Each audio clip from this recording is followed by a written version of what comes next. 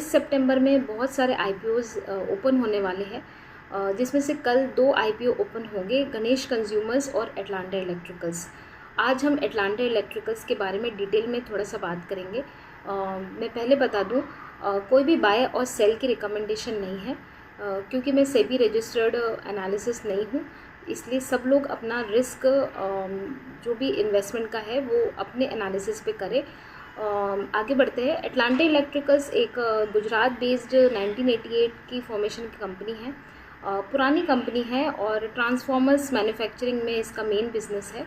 Transformers का business ऐसा है कि काफ़ी इसमें फ्यूचर ग्रोथ भी है, क्योंकि हम ये बोलते हैं कि पावर सेक्टर में है, अब तो रिन्यूएबल सोर्सेज ऑफ एनर्जी भी आने हैं, सोलर प्रोजेक्ट्स भी अब देखते लग गए हैं।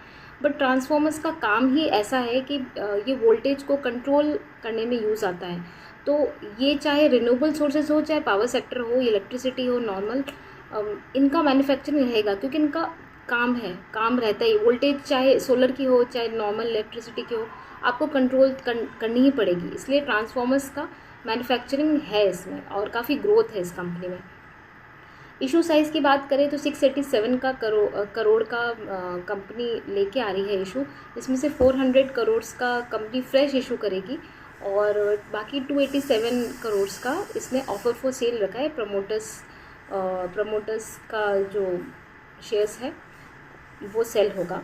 तो 400 करोड़ का जो फ्रेश इशू ला रही है वो कंपनी बेसिकली ऑब्जेक्ट जो दिया है वो डेट रीपेमेंट और वर्किंग कैपिटल के रिक्वायरमेंट को पूरा करने के लिए है। नॉर्मली क्योंकि कैपिटल इंटेंसिव है, मैंने पहले भी बोला है, तो वर्किंग कैपिटल की रिक्वायरमेंट इन कंपनीज़ में रहती ही है। तो इट्स अ वेरी नॉर्मल इन इस टाइप की इंडस्ट्री में। फाइनेंशियल्स की बात करें तो रेवेन्यू भी इस कंपनी का इंक्रीजिंग है, प्रॉफिट भी इंक्रीजिंग है। लेकिन एक चीज़ है कि पिछले 3 सालों का अगर प्रॉफिट हम या रेवेन्यू हम देखें तो 2024 में इसका रेवेन्यू और प्रॉफिटेबिलिटी दोनों ही डाउन गए हैं। बट इस साल 2025 में इसका रेवेन्यू और प्रॉफिटेबिलिटी दोनों ही बहुत अच्छे रहे हैं।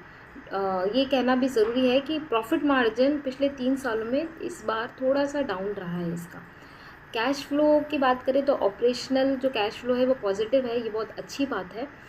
डेट इक्विटी भी इसका काफ़ी लो है अब, क्योंकि ऑब्जेक्ट साइज़ में इसने बोला है कि रीपेमेंट ऑफ डेट होगा, तो नो डाउट अगर इक्विटी हुआ है तो इस डेट रीपेमेंट के बाद में ये डेट इक्विटी और भी कम जाएगा। रिटर्न ऑन इक्विटी इसका 33.91% है, जो कि काफ़ी फेयरली अच्छा है। फ्रेश इशू ला रही है तो कंपनी की प्रॉफिटेबिलिटी अगर सेम लेवल पे मेंटेन रही या इंक्रीज़ हुआ तो रिटर्न ऑफ इक्विटी बढ़ेगा। बट अगर सेम प्रॉफिटेबिलिटी मेंटेन नहीं रही तो रिटर्न इक्विटी थोड़ा सा कम भी हो सकता है, क्योंकि fresh issue of equity shares है। दूसरा, वर्किंग कैपिटल साइकिल की बात करें तो ठीक ठाक पिछले 3 या 4 सालों का अगर हम देखते हैं तो इसका वर्किंग कैपिटल साइकिल भी मॉडरेट अमाउंट पे मेंटेन है। कंपनी ने अपने इंटरनल एक्रूवल्स में पहले भी कोप अप किया है और अब fresh equity of equity share से मेनली कंपनी एक्सपैंड ही करेगी। मेनली ये जो वर्किंग कैपिटल जिसका ये लेके आई है रिक्वायरमेंट के लिए, वो बेसिकली इसके वदोद की एक मैन्युफैक्चरिंग फैसिलिटी वो बढ़ा रही है गुजरात में, जिसके वर्किंग कैपिटल रिक्वायरमेंट के लिए इसने इक्विटी शेयर्स का ये इशू लेके आया है।